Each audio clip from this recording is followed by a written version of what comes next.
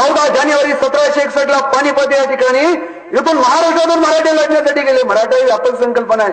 भट सोडून जो शिवरायांसाठी लढला तो मराठा. मग त्यामध्ये माळी, धनगर, सुतार, लोहार, कुंभार सगळे आले.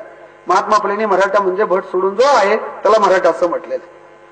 तर दिल्लीच्या पलीकडे 100 किलोमीटर पानिपत आहे. तिथं जाऊन अब्दाली बरोबर झुंज दिली. अब्दालीचं मोजकं सैन्य होतं. मराठा 1 लाख मराठा 14 जानेवारी 1761 ला धरातीर्थी पडला, कापला गेला. तिथं जे आंब्याचं झाड होतं त्या रक्तानं आंब्याचं झाड काळं झालं म्हणून काला आम म्हणतात. तिथं ते अजून आहे काला आम कापेड आलेलं. काला आम अभिव्यय नाही वहां काला आम लगाया होतो तोड दिया आहे वहां का काला आम म्हणजे तोडला मधल्या ब्रिटिशाच्या काळामध्ये पुढे त्याचं प्रतीक म्हणून तिथं लावलेलं आहे. 1 लाख सैनिक आपलं होतं का धरातीर्थी पडला आणि 1000, 2000, 4-5 हजार अब्दालीच्या सैन्याचा विजय का झाला. तर हे सगळे पेशवे मुहूर्त बघायचे आणि युद्धाला सुरुवात करायची, यज्ञ करायचे. परिपंचांग म्हणजे पेशव्याने नेऊन अक्षरशः मराठी तिथं कापले. हा खरा इतिहास आहे. जे 7-8 हजार वाचले त्यांचे वंशजाज या ठिकाणी आपल्याकडे डॉक्टर मांगेराम चोपडे आलेले आहेत. तिथे जावा. खूप प्रेमळ माणसं आहे ती, अत्यंत श्रीमंत माणसं आहे ती.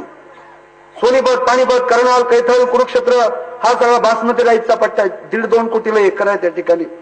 प्रचंड सदन आहेत, श्रीमंत आहेत आणि सगळा वारसा जपतात. तिथं शिवजयंती करतात. 5 लाख लोक एकत्र येतात शिवजयंतीला 19 फेब्रुवारीला दरवर्षी. आपल्या महाराष्ट्रातला दरवर्षी केंद्रीय मंत्री, मोठे नेते दरवर्षी ते नेतात. इतकी अभिमान आहे. शिवजयंतीचा वाद नाही त्यांच्याकडे. आपल्याकडे कसा वाद मी सांगतो. आता ती सत्यनारायणचा अगोदर संपवून टाकतो. तर हा सत्यनारायण घालून बुडालेले नाव कधी वरती येईल का? कदापि येणार नाही. सत्यनारायण घालून बुडालेले नाव जर वरती येत असती तर टायटॅनिक ज्यावेळेस बुडत होतं, टायटॅनिक बुडालेलं माहिती तुम्हाला? टायटॅनिक बुडत असताना अमेरिकेच्या पंतप्रधानांनी भारताच्या पंतप्रधानाला फोन केला असता ना, हॅलो अहो टायटॅनिक बुडायला लागले, तुमच्याकडे सत्यनारायण काहीतरी भानगड आहे, जरा 200-300 भटे विमानानं पाठवून द्या सत्यनारायण घालायला. ते वरती आलं असतं ना, प्राण वाचले असते. सत्यनारायणी वास्तव कथा नाही. सत्यनारायणी धर्माच्या नावाखाली भीती दाखवून आपल्याला लुटण्यासाठी निर्माण केलेली रोजगार हमी योजना आहे बामणांची. रोजगार हमी तुम्हाला माहिती आहे का? रोजगार हमी काम कमी निम्यात तुम्ही निम्यात आम्ही, त्याचं नाव रोजगार हमी. अवघा रोजगार हमी निम्यात तर आपण असतो, सत्यनारायणात निम्यात सुद्धा आपण नाही. खारी, खोबरं, बदाम, काजू, जर्दाळू, केळी, रताळी, सफरचंद, गहू, ज्वारी, तांदूळ कोण घरी घेऊन जातो? चिल्लर सुद्धा ठेवत नाही. आपण त्याला दक्षिणा देतो, त्याला पैसे देतो, त्याच्या पाया पडतो. आता पैसे देणाऱ्याने पाया पडायचं का घेणाऱ्याने पडायचं?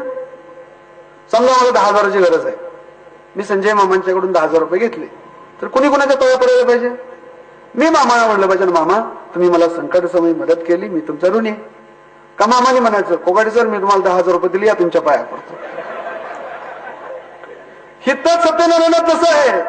आपली 80 वर्षाची आजी, 60 वर्षाचा आजोबा 20 वर्षाच्या भटजीच्या पाया पडतो पैसे देऊन.